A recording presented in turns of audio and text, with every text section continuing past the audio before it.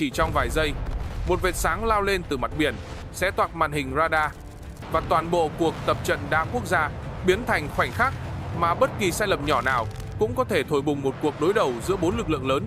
Không ai kịp hiểu chuyện gì đang xảy ra, không bên nào chắc được đối phương đang cảnh báo hay chuẩn bị tấn công. Chỉ biết rằng trên bầu trời, chiến đấu cơ các nước đồng loạt xuất hiện, còn dưới mặt biển, các tàu chiến áp sát nhau trong khoảng cách khiến mọi người nín thở. Một tín hiệu sai, một động tác lệch, một hiểu nhầm nhỏ cũng đủ để làm rung chuyển cả khu vực. Trong video hôm nay, chúng ta sẽ cùng tái hiện từng khoảnh khắc nghẹt thở đó, từ tín hiệu đầu tiên cho đến lúc hạm đội Mỹ xuất hiện ở Biển Đông. Nếu bạn yêu thích những video phân tích chiến thuật, tái hiện sự kiện dưới góc nhìn chân thật và dễ hiểu, hãy dành cho tôi một lượt thích và đăng ký kênh. Sự ủng hộ của bạn là nguồn động lực để tôi tiếp tục mang đến những câu chuyện quân sự hấp dẫn và giá trị hơn mỗi ngày. Giờ thì bắt đầu thôi nào. Trên vùng biển rộng lớn trải dài đến tận đường chân trời, những con sóng dài nhẹ nhàng vỗ vào mạn tàu như hơi thở đều đặn của đại dương. Ánh nắng đầu ngày loang dần trên mặt biển tạo thành một dải sáng mềm, phản chiếu lên thân tàu đang neo giữ trong đội hình tập trận. Bầu không khí tưởng chừng rất yên bình, chỉ có tiếng gió thổi nhẹ qua các cột anten và tiếng động cơ chạy ở chế độ chờ tạo nên một âm sắc đều đặn. Tất cả báo hiệu một buổi diễn tập thông thường, nơi các tàu chiến của Việt Nam cùng lực lượng Trung Quốc và Campuchia phối hợp thực hành các tình huống cứu hộ và kiểm soát vùng biển quốc tế. Trên bong tàu hộ vệ Việt Nam, các sĩ quan kỹ thuật vẫn chăm chú theo dõi, những vạch sóng đều trên màn hình radar, mọi thông số đều ổn định. Trên bầu trời, màu xanh thăm thẳm cuộn vào những mảng mây trắng trôi chậm, tạo cảm giác không có điều gì bất thường sắp xảy ra. Đại dương dưới chân tàu lấp lánh, yên như một tấm gương soi khổng lồ. Đó là cảnh tượng của một buổi sáng mà bất kỳ người lính biển nào cũng mong muốn. Một buổi sáng không có dấu hiệu của gió mạnh hay áp thấp. Thế nhưng giữa không gian tĩnh lặng ấy, một thay đổi rất nhỏ bắt đầu xuất hiện. Từ phòng radar, một tín hiệu lạ bất chợt nhô lên trên màn hình. Ban đầu chỉ như một đốm sáng mờ, rồi chuyển thành một vệt dài không ổn định. Các kỹ thuật viên lập tức kiểm tra lại hệ thống, tưởng rằng chỉ là nhiễu sóng do điều kiện khí quyển. Tuy nhiên, những giây tiếp theo, tín hiệu ấy trở nên sắc nét hơn, tốc độ di chuyển tăng nhanh theo từng nhịp quét. Không ai trên tàu có thể ngờ rằng vệt sáng đó chính là điểm khởi đầu của một chuỗi sự kiện kéo dài nhiều giờ sau đó. Khi hệ thống cảnh báo bắt đầu chuyển màu, một sĩ quan lập tức báo cáo lên phòng chỉ huy. Thuyền trưởng nhìn lên màn hình, đôi mắt hơi nheo lại khi nhận thấy quỹ đạo đang lao đến từ hướng tàu chiến Trung Quốc, đang tham gia diễn tập ở cự ly không quá xa. Ở khoảnh khắc tiếp theo, từ phía đường chân trời, một luồng khói mỏng vừa kịp hiện lên.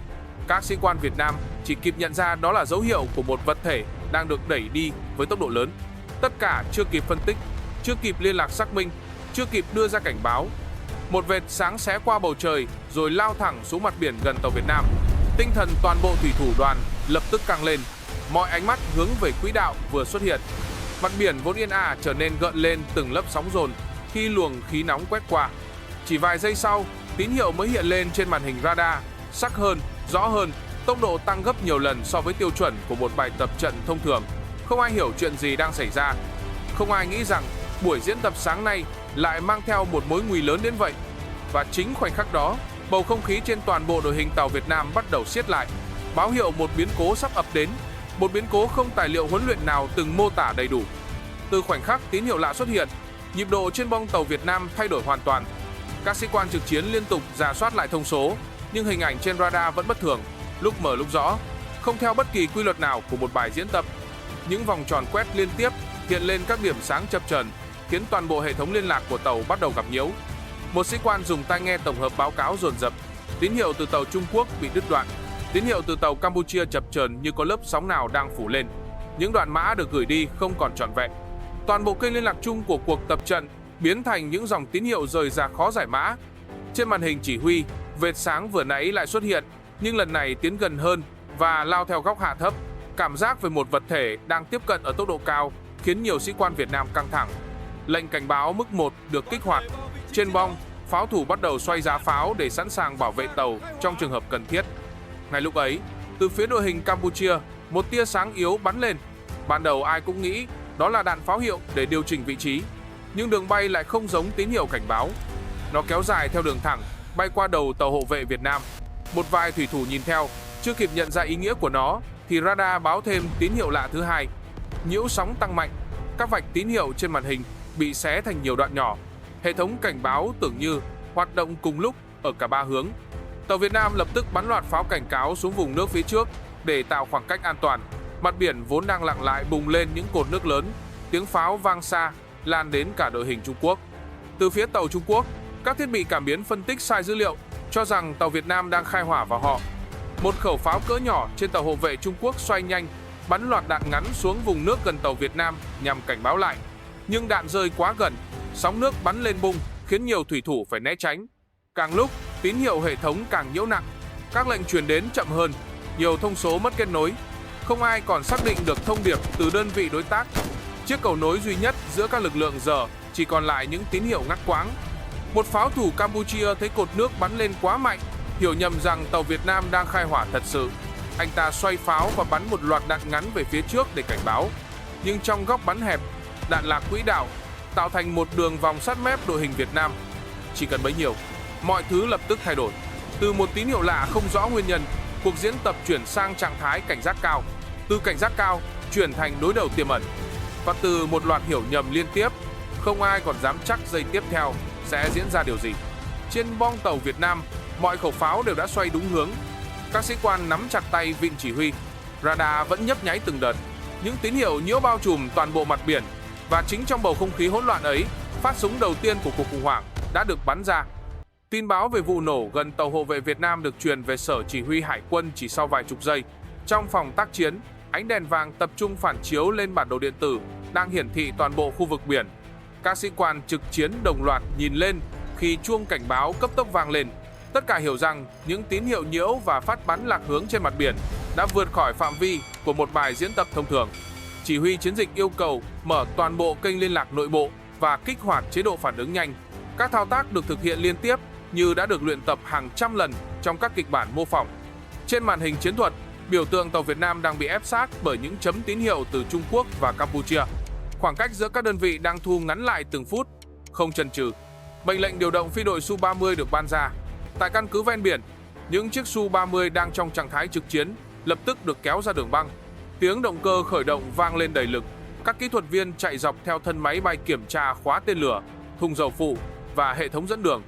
Trong khoang lái, phi công siết lại dây an toàn, kéo cần kiểm tra phản hồi từng hệ thống. Chỉ sau vài phút, những chiếc tiêm kích Su-30 bắt đầu rời đường băng và lao lên bầu trời như những mũi tên thép. Dưới mặt biển, lực lượng hải quân cũng chuyển trạng thái ngay lập tức. 2 tàu Gepard được lệnh rời cảng, tăng tốc tối đa hướng về vùng hỗn chiến. Các ống phóng tên lửa đối hạm được kiểm tra lại, hệ thống sonar và radar được bật ở cường độ cao. Trên bong, từng tổ pháo thủ đã vào vị trí, kiểm tra khóa an toàn và hướng nòng pháo theo lệnh từ phòng chỉ huy. Tàu cảnh sát biển Việt Nam ở gần khu vực nhất được lệnh áp sát tàu bị hư hại để hỗ trợ cứu hộ. Thủy thủ đoàn chuẩn bị xuồng cao tốc, thiết bị cứu sinh và bộ dụng cụ dập cháy. Tiếng người gọi nhau, tiếng động cơ, tiếng kiểm tra vũ khí hòa thành một dòng âm thanh dồn dập. Trên không, Su-30 tiếp cận khu vực chỉ trong thời gian ngắn. Từ vị trí quan sát trên cao, phi công Việt Nam nhanh chóng xác định các đơn vị đang tạo thành vòng đối đầu dưới mặt biển. Radar trên máy bay ghi nhận lượng lớn tín hiệu hỗn tạp, nhưng vẫn ưu tiên theo dõi những mục tiêu có nguy cơ tiến gần tàu Việt Nam. Phi công báo cáo về sở chỉ huy bằng giọng đều và chắc, thể hiện sự chuyên nghiệp trong tình huống căng thẳng. Các tàu Gepard lúc này đã băng qua lớp sóng lớn, tạo thành đội hình chữ V bảo vệ tàu bị hư hại.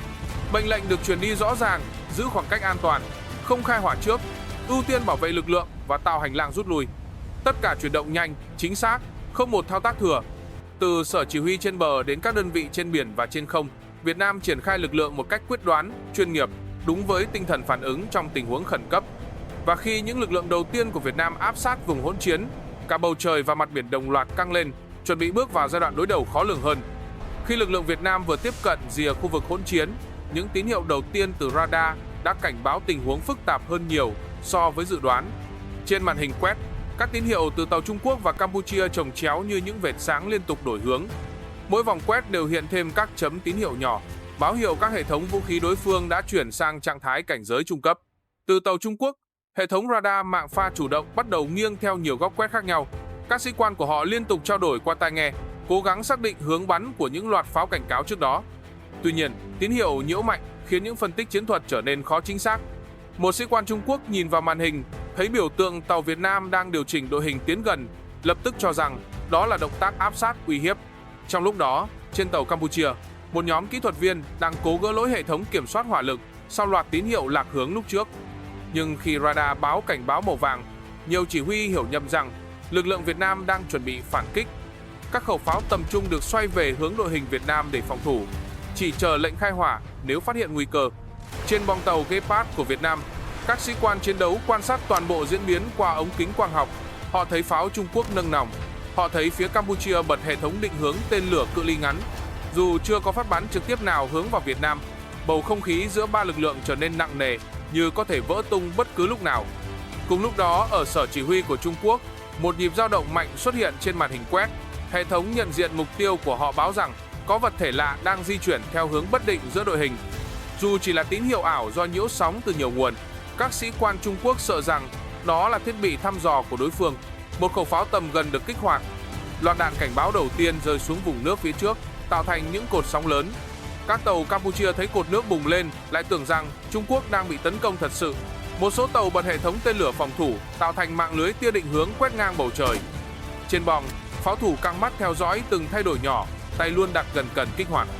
Từ góc nhìn trên không, phi công Su-30 Việt Nam thấy mặt biển phía dưới bắt đầu xuất hiện những vệt sáng nhỏ từ pháo tầm gần. Những vệt này chưa nhằm vào bất kỳ mục tiêu cụ thể nào, nhưng đủ để cho thấy các bên đã bước vào trạng thái phản ứng căng thẳng cực độ. Phi công báo ngay về sở chỉ huy rằng khu vực đang chuyển từ diễn tập sang đối đầu ngoài dự kiến. Các tàu Việt Nam lập tức giữ đội hình phòng thủ, duy trì khoảng cách an toàn. Từng mệnh lệnh được phát nhanh và dứt khoát, yêu cầu tuyệt đối không bắn trước và chỉ triển khai biện pháp phòng vệ khi cần thiết. Trên các bông tàu, khí tài được khóa chặt trong chế độ sẵn sàng nhưng không khai hỏa. Tuy nhiên, với lượng tín hiệu nhiễu dày đặc và các phản ứng hiểu nhầm chồng lên nhau, tình hình trên mặt biển tiếp tục trở nên khó dự đoán. Mỗi đơn vị đều căng thẳng theo dõi động thái của hai bên còn lại. Và trong bầu không khí bị nén chặt ấy, chỉ cần một sai lệch nhỏ nữa cũng có thể dẫn đến bước leo thang không thể đảo ngược.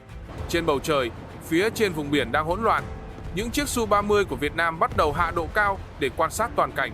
Từ góc nhìn trên cao, mặt biển trải dài thành một dải xanh thẫm, đan xen những vệt trắng từ sóng bị xé ngang bởi các luồng khí nóng. Những đốm sáng từ pháo phòng thủ phía dưới bắn lên thỉnh thoảng, tạo thành những chấm vàng nhỏ lóe lên giữa không trung. Không gian ấy giống một chiến trường đang hình thành, từng lớp nguy cơ chồng lên nhau. Phi công Việt Nam điều khiển Su-30 chuyển hệ thống sang chế độ đối không. Màn hình hiển thị phác họa các tín hiệu từ cả ba phía. Một loạt vệt sóng gợn xuất hiện báo hiệu hệ thống phòng không của Trung Quốc đã kích hoạt chế độ khóa tạm thời. Phi công bẻ lái sang trái, kéo thân máy bay lên một góc an toàn để tránh vùng quét. Động cơ phản lực tạo thành luồng khí giải phía sau, xé đôi những dải mây mỏng trên cao. Chỉ vài giây sau, một chiếc J-10 của Trung Quốc xuất hiện từ phía xa. Nó lao tới với tốc độ cao, thân máy bay nhỏ và nhanh tạo thành vệt di chuyển sắc như đường cắt trên nền trời. Radar Su-30 báo tín hiệu nhận diện. Phi công Việt Nam lập tức chuyển sang chiến thuật đối không phòng ngự.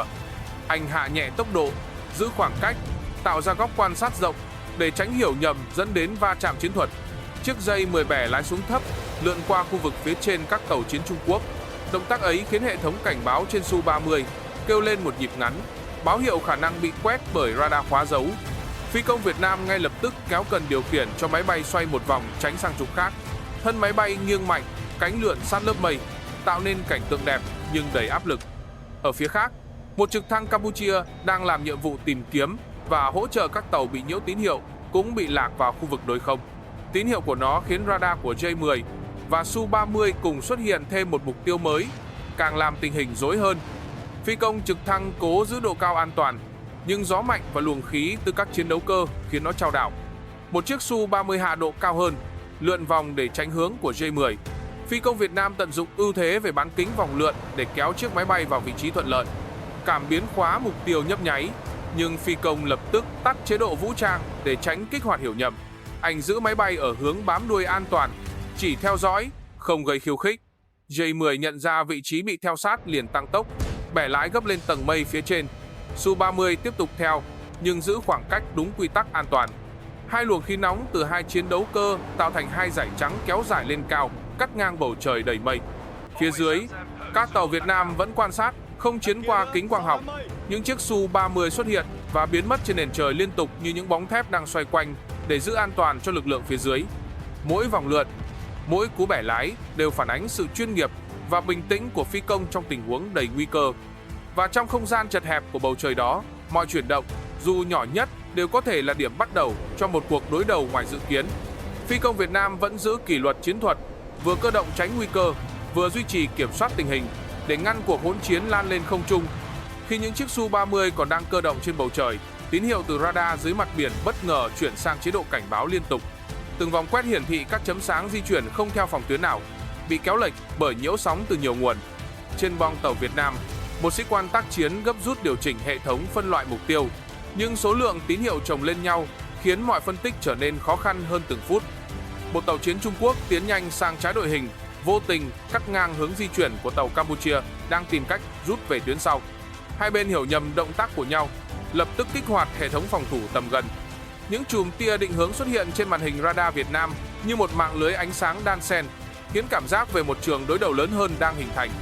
Ở ngay phía trước, tàu Gepard của Việt Nam cố giữ vị trí trung lập, tạo thành lớp bảo vệ cho tàu bị hư hại lúc đầu. Nhưng khi luồng tín hiệu từ hệ thống quét của Trung Quốc mạnh lên, chiếc Gepard buộc phải xoay nhẹ thân tàu để tránh vào vùng khóa tạm thời. Động tác ấy bị phía Campuchia hiểu lầm là hành động áp sát, khiến họ xoay pháo cảnh báo theo hướng tàu Việt Nam. Trên không, dây 10 của Trung Quốc bất ngờ tăng độ cao, kéo theo đường vòng rộng trên bầu trời. Su-30 của Việt Nam buộc phải theo sát để giám sát nguy cơ. Cả hai chiếc chiến đấu cơ tạo thành một quỹ đạo xoắn lớn, khiến bầu trời phía trên rung chuyển bởi những luồng khí nóng. Từ mặt biển nhìn lên, hai dải trắng dài vẽ thành hình vòng cung rõ rệt, báo hiệu một không gian cực kỳ nhạy cảm đang mở ra. Cùng lúc đó, trực thăng Campuchia lại lọt vào giữa khu vực đối không. Phi công của họ cố giữ trục ổn định, nhưng gió mạnh từ hai chiến đấu cơ khiến chiếc trực thăng trao qua một bên. Radar dưới mặt biển lại báo thêm một chuỗi tín hiệu nhiễu dài. Màn hình chỉ huy hiện lên các ký hiệu cảnh báo hiệu khu vực không gian phía trên đã trở thành một mê cung khó kiểm soát. Phía Trung Quốc, chỉ huy tàu khu trục nhận được một loạt tín hiệu đứt quãng. Các bản đồ điện tử hiển thị nhiều mục tiêu nhưng không thể phân loại rõ ràng. Trong bối cảnh đó, một tàu hộ vệ Campuchia bật hệ thống tên lửa phòng thủ tầm gần để bảo vệ chính mình khỏi những tín hiệu mờ mà họ cho rằng đang áp sát.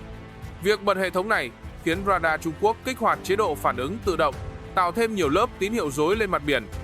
Ở phía Việt Nam, chỉ huy hải quân ra lệnh giữ nguyên đội hình, tuyệt đối không tiến sâu hơn, tránh bị lẫn vào giữa hai lực lượng đang đối đầu. Các tàu Việt Nam phủ sóng radar ở mức trung bình để hạn chế tạo ra thêm tín hiệu gây nhiễu. Trên bong, pháo thủ quan sát kỹ từng thay đổi nhỏ, tay luôn đặt gần bảng điều khiển nhưng không nhận bất kỳ lệnh khai hỏa nào. Tiếng gió, tiếng động cơ, tiếng hệ thống cảnh báo xen vào nhau, tạo thành một không gian nén chặt. Bầu trời phía trên thì đầy những vệt sáng từ máy bay cơ động, mặt biển phía dưới lại loang loáng màu phản chiếu của các lớp ánh sáng định hướng từ vũ khí phòng thủ. Cảm giác như cả khu vực đang trượt vào một vòng xoáy khó lường, nơi mỗi động tác nhỏ đều có thể bị hiểu sai. Và trong bức tranh hỗn loạn ấy, chiến trường bắt đầu mở rộng, không còn nằm trong khuôn khổ một bài diễn tập nữa. Tình hình đã bước sang một ngưỡng mới, nơi sự nhầm lẫn và phản ứng của từng đơn vị đều có thể dẫn đến một chuỗi leo thang không thể dự đoán. Khi cả khu vực đang chìm trong ma trận, tín hiệu rối loạn, một sự thay đổi khác bắt đầu lặng lẽ xuất hiện. Từ phía đường chân trời xa, mặt biển bỗng phản chiếu những dải ánh sáng dài đầy khác lạ. Ban đầu, chúng chỉ như vệt bạc mờ hòa trong sóng nước đang xô nhau dưới gió. Nhưng từng phút trôi qua, những vệt ấy dần tách rõ hình dạng, đều đặn và thẳng hàng, như một lực lượng đang âm thầm tiến đến từ khoảng không rộng lớn. Trên tàu Gepard của Việt Nam, radar cảnh giới tầm xa bất ngờ hiện lên thêm một cụm tín hiệu mới. Các chấm sáng lớn xuất hiện với cường độ tín hiệu mạnh và ổn định, không giống bất kỳ tàu chiến nào của ba lực lượng đang có mặt tại khu vực. Sĩ quan trực radar nhíu mắt, kiểm tra lại một lần nữa rồi báo cáo lên phòng chỉ huy. Trong khoảnh khắc ấy, toàn bộ không gian đang hỗn loạn bỗng chậm lại, như có sức nặng vô hình bao trùm. Từng chấm sáng mới tiếp tục hiện lên, xếp thành một đường thẳng kéo dài. Hệ thống nhận dạng đồng minh của Việt Nam lập tức hoạt động và xác nhận đây là tín hiệu từ hạm đội Mỹ. Tin tức được truyền đi nhanh chóng giữa các tàu Việt Nam, rồi lan sang toàn bộ cụm chiến trường đang hỗn loạn. Từ phía chân trời, một bóng thép khổng lồ dần trồi lên, nổi bật nhất giữa đội hình. Thân tàu rộng trải dài, bong tàu như một mặt phẳng kim loại mờ dưới ánh nắng đang hạ dần. Đó chính là tàu sân bay lớp Nimitz, với quy mô vượt trội so với bất kỳ tàu chiến nào hiện diện tại khu vực. Nhịp sóng dưới lòng biển thay đổi khi thân tàu cắt qua mặt nước, tạo ra những quầng gợn lớn lan rộng ra xa. Trên bong tàu sân bay, nhiều chiếc FA-18 bắt đầu di chuyển theo đội hình chuẩn bị cất cánh. Ánh sáng chiếu lên thân máy bay phản xạ thành những vệt kim loại sắc, tạo cảm giác về một sức mạnh đang được khởi động nhưng vẫn được kiểm soát cẩn trọng. Các kỹ thuật viên trên bong chỉ dẫn từng phi công vào vị trí, từng thao tác chậm rãi nhưng chính xác, không tạo ra hình ảnh kích động. Ngay phía sau tàu sân bay, tàu tuần dương của Mỹ giữ vị trí hộ tống. Các hệ thống phóng thẳng đứng được đặt trong trạng thái cảnh giới nhưng không kích hoạt. Trên bản đồ điện tử, biểu tượng tuyến đường của hạm đội Mỹ cho thấy họ đang tiến vào khu vực với tốc độ chậm, rõ ràng nhằm mục đích ổn định tình hình, không phải để đối đầu. Sĩ quan tác chiến của Việt Nam quan sát toàn bộ diễn biến ấy từ buồng tàu. Dù không có lời nào, tất cả đều cảm nhận rằng sự xuất hiện của hạm đội Mỹ mang theo áp lực lớn hơn bất kỳ tia radar hay luồng tín hiệu nào trước đó. Không gian trên mặt biển như bị kéo căng ra, bầu không khí tĩnh lặng lạ thường lan xuống các đơn vị đang trực chiến. Trên bầu trời phía trên, một chiếc FA-18 vừa rời khỏi boong tàu sân bay. Nó bay cao theo cung vòng lớn, không tiến sát bất kỳ lực lượng nào. Chỉ đơn thuần tạo thành điểm kiểm soát từ xa, giữ khoảng cách đúng quy tắc an toàn quốc tế. Và như một dấu hiệu ngầm, toàn bộ hạm đội Mỹ dừng lại ở rìa vùng hỗn chiến. Họ không phát tín hiệu đe dọa, không kích hoạt vũ khí, chỉ duy trì sự hiện diện. Nhưng chính sự hiện diện ấy đã đủ để thay đổi nhịp độ chiến trường, báo hiệu rằng một thế lực lớn hơn vừa bước vào, mang theo quỹ đạo mới cho toàn bộ diễn biến phía trước. Sự xuất hiện của hạm đội Mỹ như một trọng lực mới kéo toàn bộ chiến trường vào quỹ đạo khác. Các tín hiệu radar từ bốn phía đan xen tạo thành mạng lưới cảnh giới dày đặc hơn bất kỳ thời điểm nào từ đầu sự cố. Không ai lên tiếng, không bên nào khai hỏa, nhưng tốc độ xử lý chiến thuật của cả bốn lực lượng đều tăng mạnh trong cùng một khoảng thời gian ngắn, giống như một cơn bão đang hình thành ngay giữa mặt biển. Tàu Gepard của Việt Nam giữ vị trí trung tâm, tạo thành tuyến phòng thủ vững chắc che chắn những tàu bị hư hại ban đầu. Các sĩ quan Việt Nam tập trung vào việc phân tách tín hiệu radar để tránh hiểu nhầm giữa hạm đội Mỹ và lực lượng Trung Quốc đang cơ động. Mệnh lệnh được truyền đi dứt khoát, không tiến sâu vào vùng xung đột, giữ khoảng cách an toàn, ưu tiên giám sát bầu trời nơi các chiến đấu cơ đang di chuyển với tốc độ cao. Su-30 của Việt Nam lượn vòng trên không, cố gắng thiết lập hành lang an toàn, đồng thời theo dõi phản ứng của J-10 và FA-18 trong khoảng cách vừa đủ. Tàu khu trục Trung Quốc nhận thấy sự xuất hiện của Mỹ khiến họ phải thay đổi toàn bộ chiến thuật. Hệ thống phòng thủ được chuyển sang chế độ phòng vệ tối đa nhưng không triển khai bất kỳ hành động gây hiểu nhầm nào. Các sĩ quan trên tàu nhanh chóng phân nhóm xử lý. Một nhóm giám sát hạm đội Mỹ, nhóm còn lại theo dõi các tàu Việt Nam và Campuchia ở khoảng cách gần. Trên bầu trời, J-10 giảm tốc nhẹ, không còn cơ động mạnh như trước để tránh tiến quá sát các chiến đấu cơ của Mỹ. Tuy vậy, mỗi lần J-10 đổi hướng, radar Việt Nam và Mỹ đều bắt tín hiệu, khiến khu vực trên không trở thành mê cung giao thoa giữa nhiều loại khí tài. Campuchia là lực lượng chịu áp lực nhiều nhất. Một số tàu đã bị quá tải bởi tín hiệu nhiễu, khiến họ phải rút đội hình về phía Nam để tránh vào trung tâm xung đột. Tuy nhiên, một số tàu Campuchia vẫn ở quá gần khu vực giao nhau giữa tuyến Việt Nam và Trung Quốc. Họ bật hệ thống phòng thủ ở mức thấp, tạo ra chuỗi tín hiệu định hướng, khiến radar Mỹ và Trung Quốc liên tục phải điều chỉnh. Trực thăng Campuchia trên bầu trời cố tìm đường thoát khỏi luồng khí do chiến đấu cơ của ba nước tạo ra. Mỗi cú gió mạnh từ động cơ phản lực đều khiến nó phải chao nhẹ để giữ thăng bằng. Từ vị trí phía ngoài, hạm đội Mỹ đóng vai trò như một bức tường ổn định chiến trường. Các tàu tuần dương Mỹ mở rộng phạm vi quét nhưng duy trì cường độ vừa phải để không tạo ra áp lực không cần thiết cho Việt Nam và Campuchia. Những chiếc FA-18 di chuyển theo đội hình 2 tầng. Tầng trên làm nhiệm vụ cảnh giới, tầng dưới giữ khoảng cách với J-10 và Su-30 để tránh bất kỳ va chạm chiến thuật nào. Hệ thống định hướng trên tàu sân bay cũng được duy trì ở mức thấp, chỉ đủ để giám sát chung chứ không khóa vào bất kỳ mục tiêu nào. Nhịp độ chiến trường tăng dần. Su-30, J-10, FA-18 và trực thăng Campuchia liên tục đổi vị trí trên không, tạo thành 4 quỹ đạo đan xen như các vòng xoáy kim loại. Dưới mặt biển, tàu của 4 lực lượng giữ khoảng cách rất sát, nhưng không ai muốn là bên tạo ra tín hiệu sai, khiến tình hình vượt khỏi tầm kiểm soát. Không gian lúc này chứa đầy sức nén. Mỗi tàu di chuyển đều đo từng mét, mỗi chiến đấu cơ đổi góc đều được giám sát từ 3 hướng. Đây không còn là hỗn chiến do nhầm lẫn nữa, mà đã trở thành cuộc điều phối chiến thuật quy mô lớn nhất từ đầu sự cố. Và tất cả hiểu rằng chỉ cần một cá nhân phản ứng quá nhanh hay một tín hiệu radar lệch hướng, toàn bộ khu vực có thể bước sang giai đoạn hoàn toàn khác, một giai đoạn mà không bên nào mong muốn xảy ra. Sau cao trào đối đầu giữa 4 lực lượng, tốc độ trên mặt biển bắt đầu chậm lại, nhưng không khí căng thẳng vẫn bao trùm từng mét nước. Các đơn vị không còn cơ động mạnh như trước, thay vào đó là hàng loạt quyết định chiến thuật thận trọng được ban ra từ các sở chỉ huy. Mọi bên đều hiểu rằng chỉ cần tiến sai một hướng, vòng xoáy hỗn loạn có thể khởi phát trở lại. Phía Việt Nam, tàu Gepard giữ nguyên vị trí bảo vệ tuyến giữa, đồng thời mở rộng khu vực cảnh giới bằng radar công suất thấp để giảm tạo nhiễu. Bộ phận tác chiến phân tuyến rõ ràng, nhóm một hỗ trợ tàu bị hư hại. Nhóm 2 duy trì hành lang an toàn giữa Việt Nam và Campuchia. Nhóm 3 quan sát động thái của Trung Quốc ở phía Bắc. Mệnh lệnh được đưa ra ngắn gọn, không tiến sâu, không áp sát, giữ vững đội hình để tránh mọi hiểu nhầm chiến thuật. Trong khi đó, các tàu Campuchia lần lượt rút về hướng Nam sau khi đánh giá lại khả năng phòng thủ.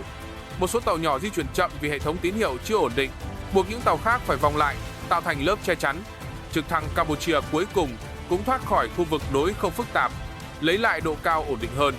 Các chỉ huy Campuchia liên tục ra tín hiệu xin mở hành lang, thoát ra khỏi vòng xung đột. Phía Trung Quốc cũng bắt đầu điều chỉnh chiến thuật. Tàu khu trục tai 052D giảm tốc lùi nhẹ về phía Bắc để mở khoảng cách với đội hình Việt Nam. Các hệ thống radar hoạt động ở chế độ trung bình, tránh việc khóa nhầm mục tiêu. J-10 trên bầu trời được lệnh bay lượn ở vòng ngoài, thay vì tiến sâu vào trung tâm khu vực. Đây là tín hiệu rõ ràng cho thấy Trung Quốc muốn giảm bớt áp lực và tránh xung đột không cần thiết. Hạm đội Mỹ giữ vai trò ổn định tình hình, cũng thực hiện phân tuyến rõ ràng.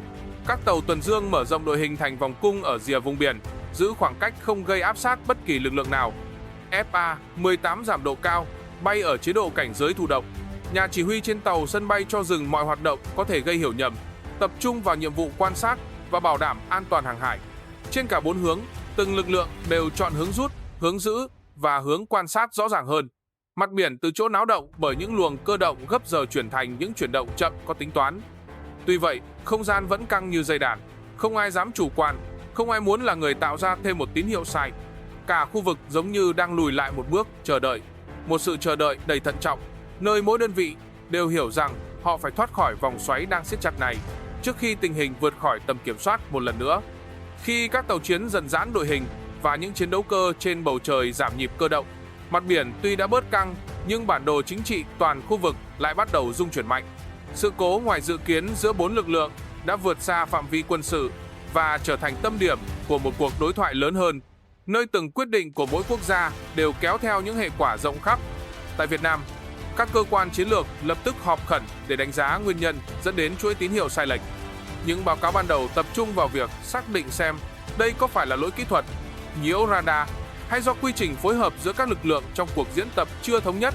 Việt Nam nhấn mạnh nguyên tắc bảo vệ chủ quyền, nhưng đồng thời cũng khẳng định quan điểm hợp tác đối thoại để tránh leo thang. Phía Trung Quốc cũng đối mặt với áp lực lớn. Việc hệ thống phòng thủ của họ kích hoạt trong điều kiện tín hiệu hỗn loạn, buộc giới chức quân sự phải rà soát lại toàn bộ quy trình cảnh báo. Truyền thông Trung Quốc đề cập đến nỗ lực duy trì ổn định khu vực, đồng thời khẳng định sẵn sàng phối hợp điều tra để tránh lặp lại những tình huống tương tự. Campuchia chịu nhiều sức ép nhất về mặt dư luận. Việc tàu chiến của họ gặp sự cố tín hiệu và cơ động thiếu đồng bộ giữa vùng biển phức tạp đã đặt ra câu hỏi về khả năng kiểm soát tình huống. Nội bộ Campuchia kêu gọi đánh giá lại mức độ sẵn sàng của lực lượng hải quân, đồng thời đề nghị tăng cường cơ chế phối hợp với các nước trong khu vực để đảm bảo an toàn hàng hải. Hạm đội Mỹ thì tập trung phát thông cáo mang tính ổn định tình hình, nhấn mạnh vai trò giám sát và hỗ trợ kiểm soát xung đột. Các chuyên gia Mỹ phân tích rằng sự cố này phản ánh tính nhạy cảm của vùng biển có mật độ tàu chiến cao và cho thấy cần có cơ chế liên lạc chung cho tất cả các bên trong những hoạt động đa quốc gia. Ở phạm vi rộng hơn, ASEAN lập tức triệu tập cuộc thảo luận khẩn. Một số quốc gia thành viên lo ngại rằng sự cố dù chỉ là tai nạn chiến thuật cũng có thể tạo ra hiệu ứng dây chuyền, ảnh hưởng an ninh hàng hải khu vực. Các nước kêu gọi xây dựng quy tắc ứng xử rõ ràng hơn để giảm thiểu nguy cơ va chạm.